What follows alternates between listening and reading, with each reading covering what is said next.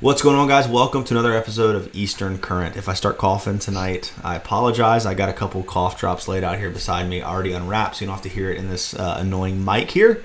But we've got a guest on that me and him have been battling.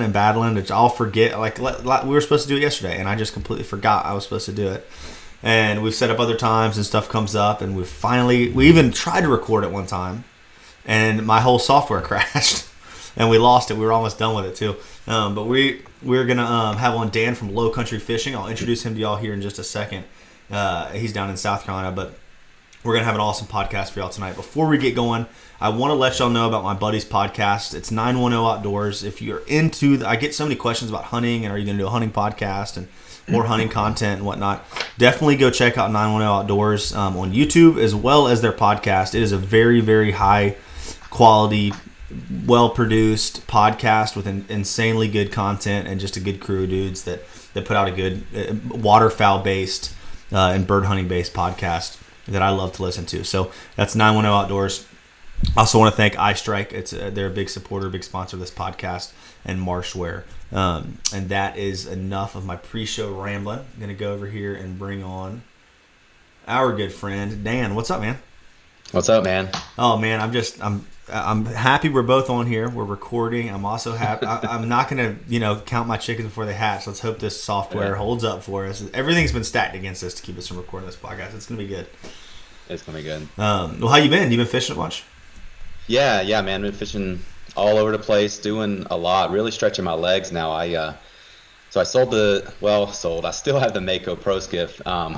But I just upgraded and bought a 22-foot bay boat. I got a Sea Hunt BX. Nice. It's got a 13-inch draft. It's like 8.5 foot wide, so I can still do a little bit of the shallow water fishing that I've been doing normally when I started off with all my fishing around here.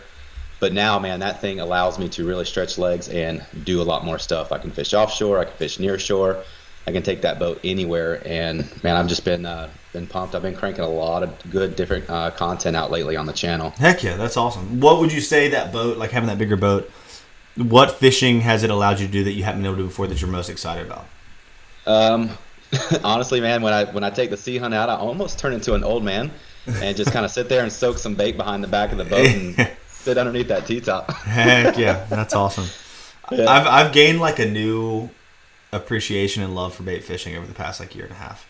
Like, it used to be like all sight fishing, all fly, and I still love that. That's my passion. But like bait fishing well and like understanding where your bait needs to be and when and how it needs to be set up, and it's fun. Like, there's such a science to it. People think it's easy. I remember when I started out as a fly fishing guide and a light tackle guide, and I wasn't running anything but artificial trips, and then I booked my first bait fishing trip, and I was like, if I can catch them on topwater and fly, I can definitely catch them on bait. And I got my freaking butt kicked. Like, I could not get bit on bait. I think we had two small fish on my first bait fishing trip that I can remember, and it was tough. It was tough. There's a whole different style of an approach to how you got to do it, but it's a lot of fun. So don't even get me started. We could talk about bait fishing all night. But how long have you had that boat? I just got it about 3 months ago. Cool. It looked like you sent me that picture, you had it all ripped apart in your driveway. It is, yeah. So I've been, you wouldn't notice it on the channel, but the boat's been down for about 2 weeks now. I got to the point where that old Simrad that was in it from 2013 just kind of crapped out on me. So I thought, well, let's put a new Simrad in it. Well, while I'm at it, let's do this. Right. Let's put new acrylics in. So now she's getting an entire new facelift. Full electronics package, which is awesome. I can't thank my subscribers enough, my patrons enough. They're the ones that actually allow me to do these types of things monetarily. Okay. But she's getting a facelift, and she's going to be ready, man. By the time probably another 2 weeks, everything will be in, and we'll be out rocking and rolling with that boat on the channel. Nice. Have you still been getting out on your smaller boat as well, or are you kind of a good mixture of the two? It's funny, man. Actually, the Pro Skiff's been put in the garage now for the past 2 weeks. I've had it up for sale, not really getting any crazy bites. And then Rich from Fishaholic YouTube, actually, we've been kind of communicating back and forth. He said, hey, man, I'm passing through. Let's get out here and let's go fish. I'm like, crap, I don't have a boat. And wait a minute, I got the Mako. So I had to pull the Mako out, get her ready, get everything back on board. I think I still even went out that day without a fire extinguisher. Don't tell anybody. It's one of those things you get out in the water, like, oh, crap, I forgot this. But yeah, we actually went out and fished and had a good day on the water. Caught an absolute pile of fish. But it was just nice being back out on the small boat again. It's just For sure. makes me think like, well, maybe in the spring I'll look at, like a 16-foot, small tiller handle puddle jumper just to shoot around and hit some grass flats and back creeks. That Man, way I keep checking the boxes. it's really nice to have the option of both. I mean, I know everyone can't have the option of both, but Yeah. there's not one boat that fits everything really. If you want to fish, it could fit everything that you want. I'm not saying you in general, but like one boat could fit every one person's single needs. But like if you're wanting to inshore fish, nearshore fish, maybe do a little offshore, or get back in the very back shallow creeks or fish a flood tide. Like there's so many different applications that usually not one boat's going to allow you to do. A bay boat does the best job of like kind of bridging the gap between everything, but there's so much stuff I do on my skiff, and so many, especially this time of year right now, like the redfish that I'm catching, I could not catch them on my bay boat. They're so far back in little creeks and shallow. Not to say there's not redfish to be caught, not that way, but my little boat allows me to access like a really cool red fishery that like is kind of off the beaten path that I can't do on my bay boat. So it's I mean it's a a rich man's game, I guess. If you want to have not rich man, but like if you're gonna have multiple boats, you're gonna pay for it. That's the problem. Yeah. Well, there's a workaround to that. You just got to have a bunch of friends that have small boats. Exactly. I'll have the big boat. You have a little boat. Yeah, exactly. Yeah. I'm just trying to encourage you to keep your little boat too. So. I know. Man. Talked to my wife about it. Yeah. It's that's the thing. I told her when we bought this new boat. I just made a promise to her. I said I promise we won't have two boats in the driveway. And she's like, okay, sell it. Because in my mind, I'm like, well, that boat's got everything on it: side scan, power pole, 80-pound spot lock. It's got everything. Yeah. And I'm thinking, I don't need all that stuff. So I'll sell it, and next one will be just bare bones. Stripped down, bare bones, like maybe like a shadow cast or something like that. For sure. For sure. Nothing crazy. I've been talking with the guys that build my duck boat. It's Duckwater. It's up in Ohio. And they're just like down to build anything. And I was like, man, if we could build an aluminum... There's some other people building aluminum poling skiffs, but he's like, dude, you come up here and help us lay it out. We'll knock one out. So I might try this late winter to go up there and lay out. And if you're interested, we could talk about it together. But lay out an aluminum, very light. That's the problem. I don't want to build a little like I want an aluminum poling skiff without a poling platform, just like a little 1 foot riser, like casting platform on the back, pretty much to pull from. But it's got to be like under 150 pounds. That's the problem. That's the kicker. If we can do it under 150 pounds, it's worth it. But to me, the whole nice part about that is to be able to just drag it anywhere I want to get. Like if it's too shallow, it doesn't matter. I'm going to drag it across the sandbar. You get over 150 pounds and then a 25 horse on that, like it gets too heavy. But I'll keep you in the loop. We were actually texting about it today. Awesome, man. But that would be like you never have to worry about it. You're fishing that shallow. You'd be like a fishing ninja with that boat. Yeah, exactly.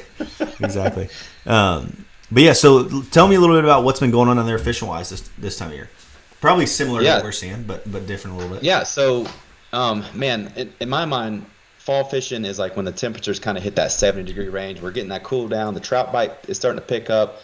The fish haven't quite yet started heavy schooling, but dude, we went from 70 to 75-degree water temps, bang, down to 55 real fast.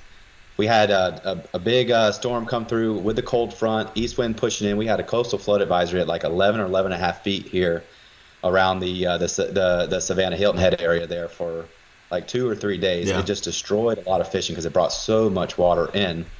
Then it dropped the temperatures, and man, now the fish are on the move. They're all kind of transitioning right now. Everything is schooling up, but the trout are heading for the back. Some of the redfish are heading for the back as well, and now it's just, some days it's a grind when the water temperatures are swinging so much because the fish, what I'm experiencing is some of these fish are kind of shutting down. So you got to fish deeper in some of these areas where you would normally catch them. You may bump into them, you may not.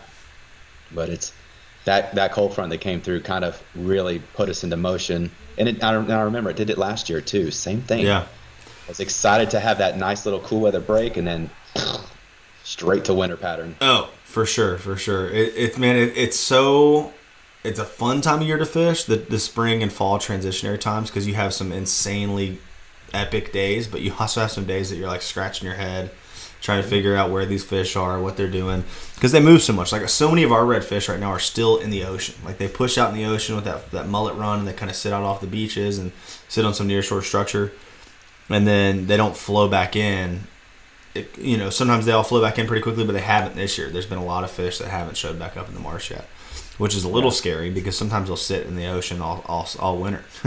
And there's very few days, a lot less days you can sit out there and fish for them, and you can't fish for them the way I like to in the winter. But do y'all see many of your fish? Do y'all see the kind of the slot and slightly over slot drum go out in the ocean down there as well in the fall for a little bit? I do, yeah. So I tag redfish for Georgia. Sweet. And so some of the patterns that I'm seeing is these redfish, once they hit about 32 to 34 inches, they're pulling out of the back creeks where I catch them. If I'm catching them in creeks, they're being recaptured again on the beaches. And then they're being recaptured again in the winter about 4 or 5 miles offshore on some of those nearby wrecks and reefs. So once they hit a certain size, they're leaving. And I don't know if they're just once the mullet kind of start pulling out of these creeks, they don't have a good enough food source. They get a little nervous, so they push offshore where there's bigger food. Yeah. And start doing their spawning cycle, coming in and out that way as opposed to spawning in the back creeks. But that's just kind of how I notice and pattern my big redfish. Yeah. Now I have residents that stay in creek systems, and they stay around, the sounds and around a lot of these oyster flats and mud flats, and they stay there kind of all throughout the season. But yeah. I would say pretty similar here, and it's funny too because we have like where I am in North Carolina, we've got like just a strictly salt marsh right in my backyard. Then south of me, I've got like a coastal river that's very tidal, that has a lot of movement. That's brackish and salty, and brackish and salty. And then north of me, I've got a coastal river that is not tidal at all. And to see how the patterns, the fish that are north of me and the fish that are where I am and the fish that are south of me are all doing 3 different things right now. Wow. And not completely, but pretty. I mean, actually, yeah, completely different things. And so the very, down in the lower river, the Cape Fear River, fish are in small, tiny little creeks feeding on shrimp. Where I am, fish are still sitting out in the ocean. A lot of them. They're still fishing the creeks and on docks and stuff like that, but a lot of them are out in the ocean. And then north of me, there's fish in these big open flats, these big like 2-foot flats all over the place. And so just totally different based off of the type of estuary they're in, which makes sense. But you think it would be a little more in unison, but I guess it really just depends on where the bait is and where they can productively feed and be comfortable. So yeah, that's it. I mean, here's an example of bait. So I was going out 2 weeks ago to try to net some bait, some mullet for the last little bull red fishing trip, and I was just throwing my net on top of the bait, and I wound up catching with a net 2 keeper reds and 1 keeper black drum and 1 small black drum within 2 casts. Oh my god! Just throwing on the bait. So if that's not enough to show you guys that the fish are with the bait, that's proof. No, that's crazy. That's crazy. I've only ever caught, I think I've caught a couple small speckled trout in the net before, but only ever 1 keeper redfish.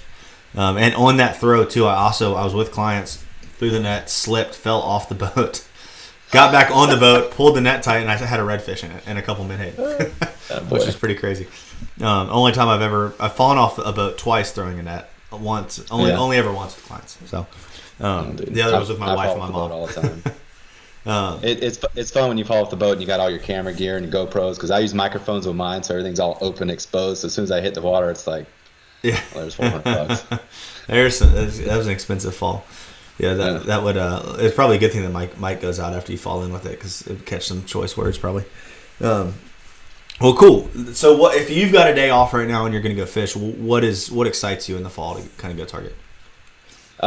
So with the way it is right now, man, I'm a redfish guy. Yeah, I absolutely love the redfish. What I'm going to do is with the way the cold weather is and whatnot, I try to find a warming trend. So I'll look at the weather, try to figure out what the wind projections are going to be, figure out when the last cold front was, and if I can line up a pattern to go fish like the 3rd or the 4th day after a cold front, and I can have some nice sunny skies, I'm going to head to the back of a creek and at this point any of my buddies' boats that I can get my hands on. And we're going to go back there and we're going to sight cast redfish, because these fish are going to be up kind of real shallow on the mud flats at the high tide. Yep. And you're going to be able to find them. You're going to be able to see them pushing around and whatnot. That's awesome. They're not it's not, the water's not too cold where they just kind of get up on the mud flat and stay still. They're at the point where they're still kind of actively moving around. Yeah, wake in, pushing some bait a little bit.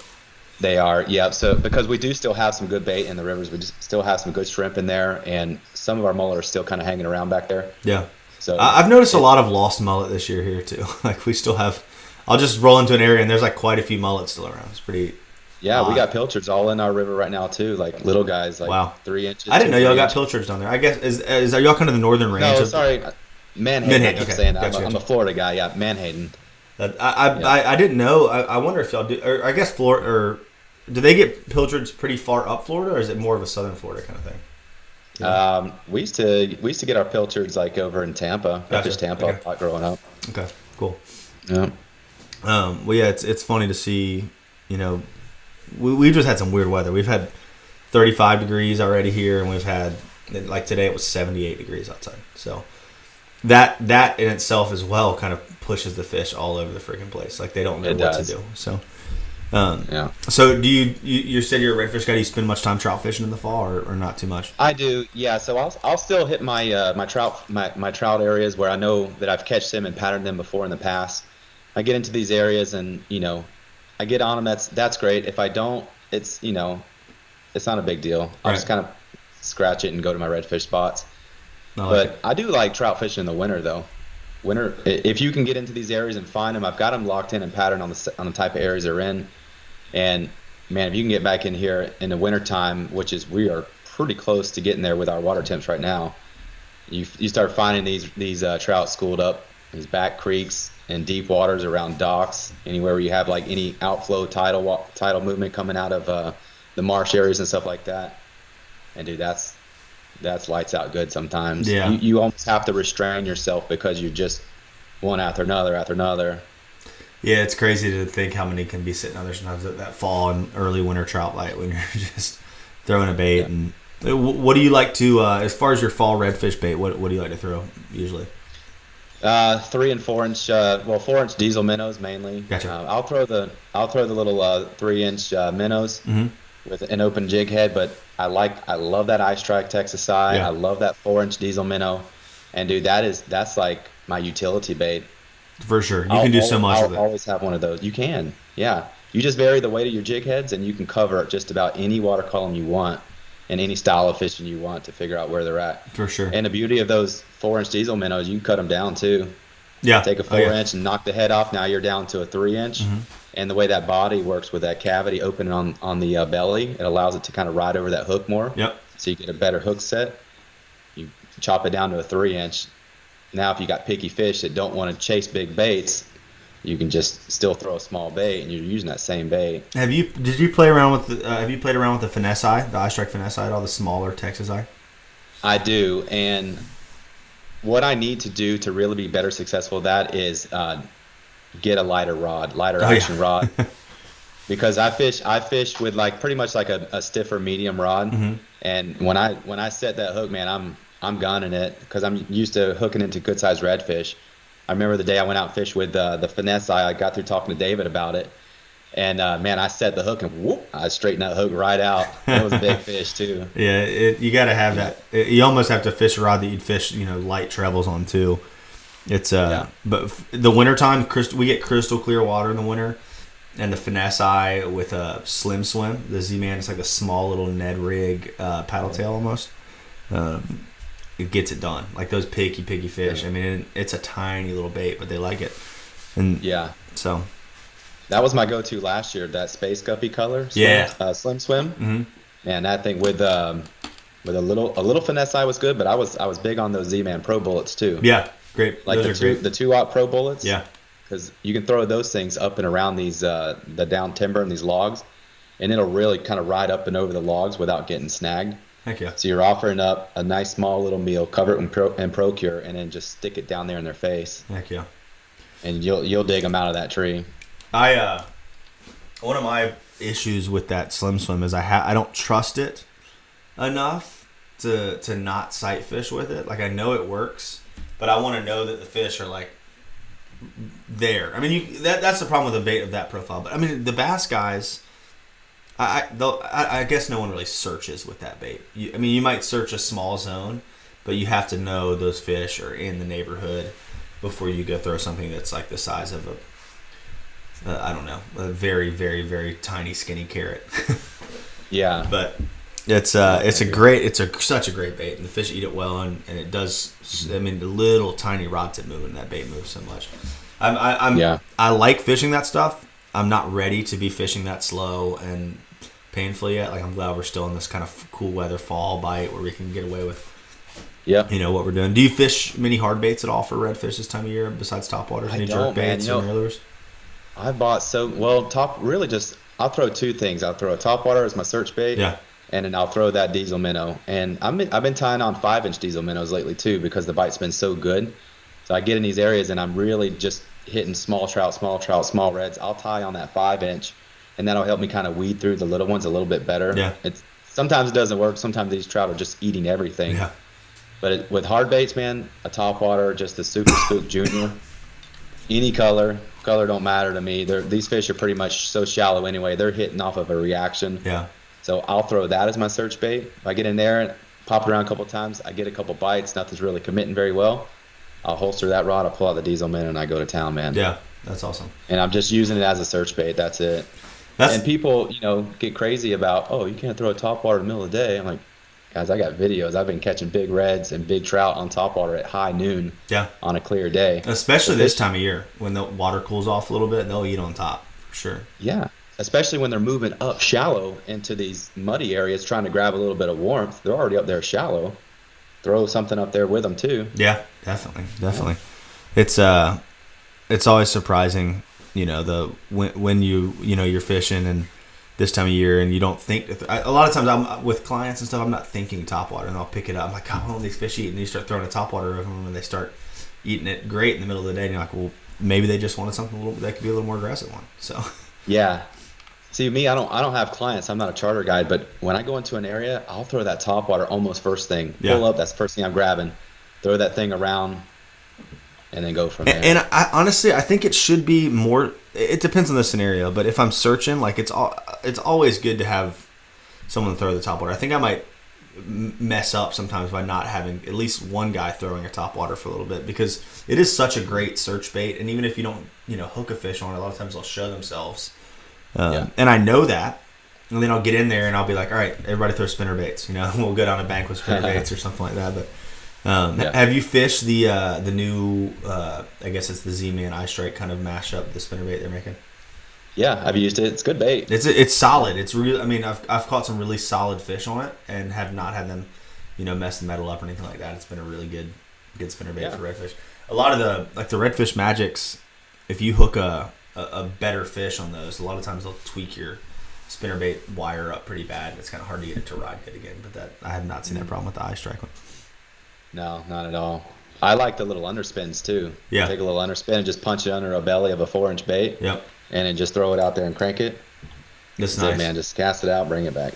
We were talking about the Eye Strike Texas Eye and the diesel minnow. That's probably one of my, like, if I'm fishing by myself in the summer sight fishing, that's all I'm throwing. And I'll throw some creature bait sometimes too, but the reason I really like that diesel minnow Eye Strike and in the fall sight fishing as well is because you can sit there and pitch that thing up shallow right in front of a redfish and sight fish with it, but it's equally as productive of a search bait throwing it out off the bank in front of me when I'm not seeing anything and kind of slow rolling it while I'm going on the bank looking, fishing that deeper water. And the way that head wobbles with that diesel minnow tail, it looks so good. It draws fish in from a ways off. Well, cool. Well, let's talk a little bit about. There's a campaign that you and I are both pretty involved in, called Release Over 20, and it's Dave got going and he connected with CCA up here in North Carolina, and they got that thing moving 2 years ago. I think it was now, probably 2 years ago. Yeah. And it's been really cool to see it grow and to see it kind of catch on, and I feel I want it to catch on so much more. What if you had to wrap it up for somebody?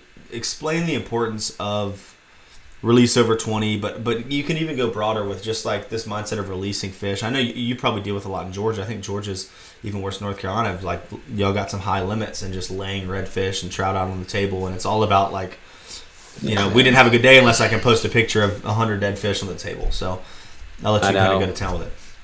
Yeah, we got a lot of cooler fillers, they call them here, and it's honestly it's because of back in the day there used to not be any limits around here. I Yeah. talked to some of the older generation that still fishes these days, with those big old wooden corks, and they're like, oh, we used to not have limits. Yeah. Well, look at Florida. Yeah. Look at these states now that are struggling.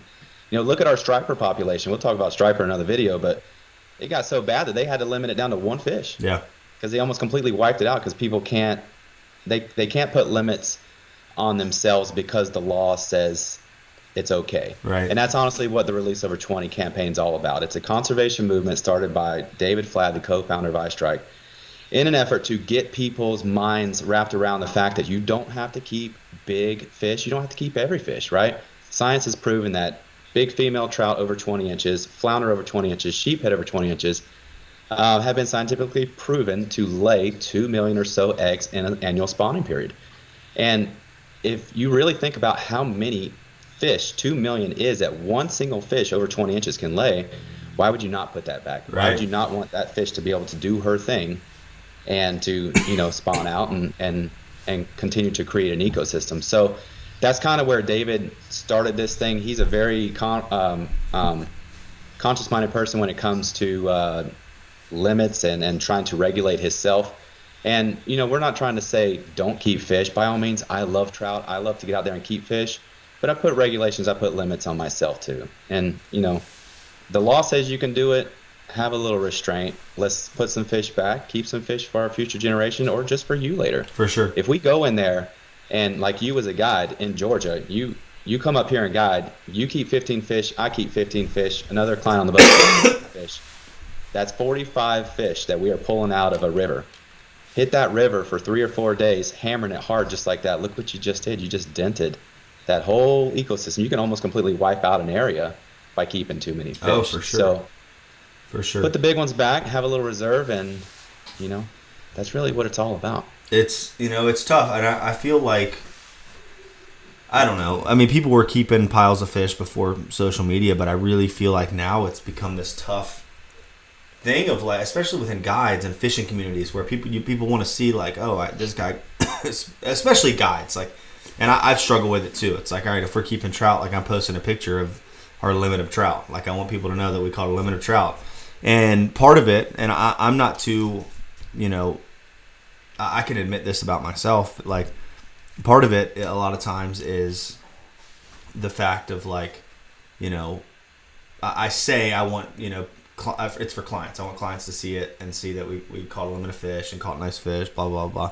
But a lot of times it really is like on my own ego of like, I want everyone that follows me on Instagram to know that I know how to catch a limit of trout, and it's tough. And I know that a lot of other guides want to put that up there every day. And especially this time of year, you just see so many trout getting killed. And we only can keep 4 a person up here, but that's still too many. If you go with 5 people and keep 4 trout per person, we're at 15 in Georgia. At 15, which is crazy. That's absolutely insane.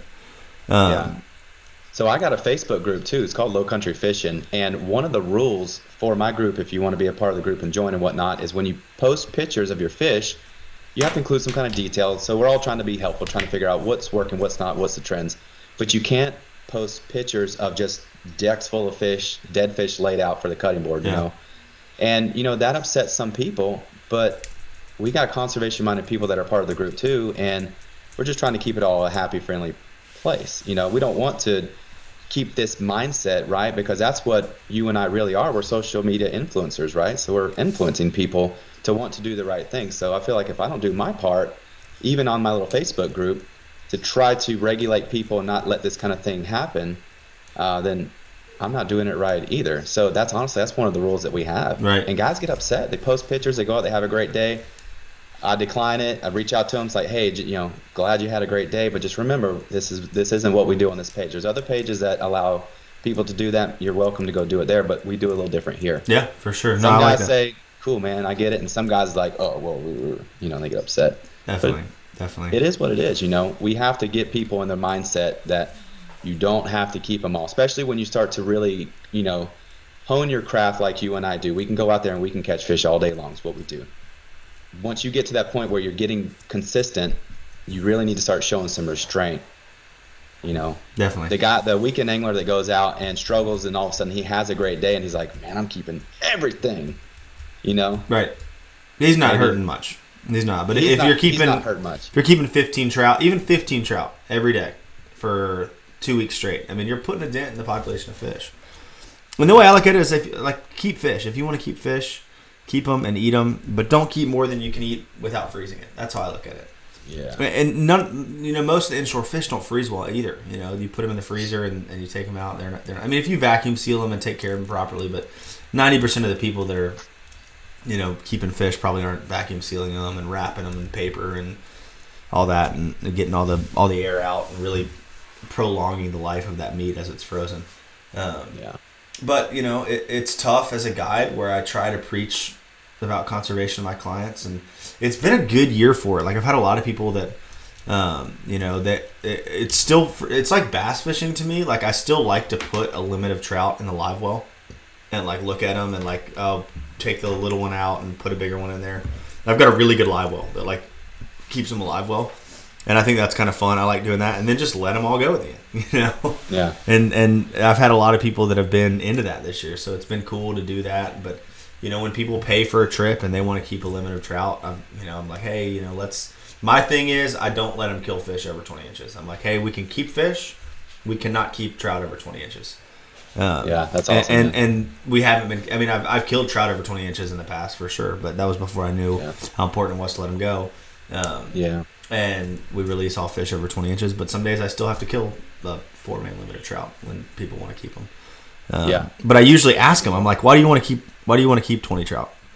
And they're trying to explain to me, if they've like got a bunch of family in town and they're gonna do a fish fry, I'm like, awesome, yeah, keep the trout, go have a fish fry, that's awesome. But if they're gonna go eat 2 that night and then freeze everything else, I'm like, let's let some more go. At least that's what I try to push for. So. Gotcha. But cool. Yeah. So what is kind of I know Dave's kind of trying to take release over 20 a little bit further. Is there anything that you can kind of share about that? Yeah, so there's some stuff going on behind the scenes right now. So the release over 20 was basically something put together on a shoestring budget, and it's running out of money. So what we're doing this weekend and the weeks going forward up to February the 9th is a lot of social media influencers like myself, you, TikTok guys, Instagram gals, etc. We're trying to really kind of push the movement to really get the word out. And, through that, we can start getting into people's minds about the importance of release over 20, but also maybe get the attention of some people that are wanting to donate into the contribution or into the campaign, through contributions and whatnot. That way we can keep it funding, keep the billboards, keep the promotion, keep everything going, just to kind of keep it alive, an alive thing. For sure. So what we're doing this weekend, which is really cool, Joel with Redfin Charters up in Charleston has donated, I think, 4 or 5 of his charter boats and some of his finest captains. And they're basically taking those boats with a bunch of social media influencers. They're kind of scattering us around on those boats, and we're going out and fishing kind of a mini tournament. And that's just kind of all in fun. But while we're out there filming, I think the Charleston newspaper is going to be out there. I think maybe some local news agencies as well, just kind of talking about, reporting on the good things that are going on with that Release Over 20 program. And again, man, it's all just an effort to get the word out and to keep this thing going. Definitely. That's if we can get these young anglers and the young generation to be like, you catch fish, let them go, then I think we've really won. It's going to be really hard to work on some of the older generation, the guys that have just been keeping fish forever, because you know how it is. The older you get, the more set in your ways you get. You don't want to really change too much, but if we can start really influencing that younger generation coming up, definitely, that's going to be really where it's at. So we kind of got that going on this weekend, and honestly, man, I'm excited to go up there and fish with all these dudes and get together with all these guys like myself that are like-minded. Definitely, it's going to be a blast. I hate I'm going to miss it. Yeah. But I'm excited to see some videos pop up on YouTube that I can watch. It'll feel like I'm there. Yeah. That's the beautiful thing about all y'all going and doing it, is I can just go watch it. I can go see exactly what I missed out on. Yeah, man. Well, cool. Well, what are you kind of looking forward to this time of year, moving into the winter fishing wise? Fishing wise, really is we kind of touched on it earlier. It's the schooling redfish. So last year, about a month into the future, wait, how do I say this? About 11 a month from now, a months year ago. Yeah, a month from now, last season, was when I started really getting on big schooling. Right, it's like, how do you say that? Yeah, it was trippy. It's like we got on some really really big schools of redfish up in the Hilton Head Island area. These fish are, they were basically jamming together in schools of 200 and 300, and they were all from like 25 to 32, 33 inch size. That's awesome. So I'm excited to start getting on big schooling redfish like that again, where you just kind of pull into these areas real quiet where it's shallow and look around and you just see a giant wake coming down. You're like, that's not mullet. That's not mullet. That's awesome. So, I mean, that is redfish, man. Redfish really gets me excited. But, honestly, the striper bite lately for me has been red hot. It's something that's been fairly new to me. It's the first time I've actually targeted striper this past couple trips, and man, I am hooked. And the beauty of it is it gives me options. So if I'm not trying to fish out in areas where the wind's going to batter me and beat me to death, I can head up into some of these slightly fresh brackish water areas where I got good wind protection, and man, I can lay the lumber on some 30-inch stripers, and it's an addictive bite. Yeah, dude, they're like trout on steroids. They are. Eat a lot of times. So do you? I didn't even really realize y'all had striper down there in any great numbers. Are they kind of just in one zone, or do you stumble into them in a lot of areas that you're trout fishing and red fishing? We got two big river systems. So I fish South Carolina and Georgia both heavily, and the Savannah River is a good system for them, and so is the Ogeechee River. Gotcha. But some of the movement patterns with these striper, and we can talk about this on another podcast definitely. In great detail, man. But a lot of these stripers, they're moving up the Savannah River way north up into Augusta during the majority part of the year, and then once it gets cold up there, those striper push down south. Gotcha. And then the big ones start showing up, and the big ones are showing up. That's awesome. That's fun. Yeah, it is. Yeah, we'll definitely have you on for a striper fishery podcast. To hit big ones. Yeah, definitely. It's cool too to have flounder, trout, redfish, stripers. That's kind of the same thing that we're seeing up in North Carolina, and they're having those areas where you can catch all. Man, a lot of times where I am, sometimes you'll stumble into largemouth bass mixed in with them too, which could be pretty fun. Yeah, I think Dave calls that a margarita slam. The margarita slam. It's the largemouth. It's largemouth striper, trout, redfish, flounder, right? Something like that. Yeah, that's cool. I was trying to come up with a name the other day if you were to catch, because we call it a striper, a redfish, a flounder, a trout, and I was like, all right, if you caught a black drum and a sheep's head as well on the same day, wow, what that would be. But I don't know. I've never done it. I'm gonna have to try to do it one day. But it's a lot of changing gears and changing what you're doing. A few of those fish you can catch, all in the same spot, kind of doing the same thing, but not the sheep's head or the black drum. So yeah. Well, cool. Well, tell people a little bit before we wrap this up about your channel, what you do, kind of what you're passionate about, what your channel consists of, and how they can find you. Yeah, so I'm a big conservation-minded guy. I started YouTube about 16 to 18 months ago, something like that. I started fishing, getting extremely consistent. I noticed there wasn't a lot of content in and around the area here, around the Savannah, Low Country area. And, my wife kind of told me one day, she said, why don't you just take a GoPro out there and to the marsh and go fish? And that's what I did. And the channel's growing very fast now, but the channel's called Low Country Fishing. And on that channel, you guys, I fish everywhere, near shore, inshore, offshore, coastal Georgia, the Low Country. I plan on doing a lot of traveling this year. I've got friends up in the kind of the New Jersey area, Rhode Island area that want to get me on some striper. I got some buddies over in Texas. So I do plan on doing a lot of traveling this year. I've got the Mako Pro Skiff is the boat that I've been doing a lot of the fishing with out of the channel. But now that I got the Sea Hunt's really going to open everything up. So if you guys are interested in a little bit of fishing, some education, along with some good quality content mixed in, high editing, I do a lot of fun music with my stuff, some transitions. I try to make it as entertaining as possible. Yeah, for sure. So it's not just, a camera right here and, hey, this is me. You guys definitely got to check out Low Country Fishing. It's taken off really, really fast. I get a lot of good positive feedback from it. So you're interested, heck yeah, check me out. And that's how I had seen some of your videos down there, and then some listeners that asked from Georgia for me to have you on, and I checked out some more videos, and just some really good content, good fishing, very instructional, which I think, there's instructional stuff out there, but I think that's what YouTube lacks more than anything. It's like, there's a lot of like hero fishing videos where you're catching a bunch of fish, but explaining how it's happening, why it's happening, where you're at, what you're doing. You do a great job of that, and I feel like that's just really quality content for people to check out. So I also have to say that your lighting is way better than my face. Looks like it's like puffy and swollen. You've got like that ambient, beautiful light on your face, but for some reason tonight mine is way too bright. I moisturized this morning, bro. Did you moisturize? I did not moisturize, not at all. But yeah. So anything else that you want to touch or cover before we get off? Anything you want to share with anybody?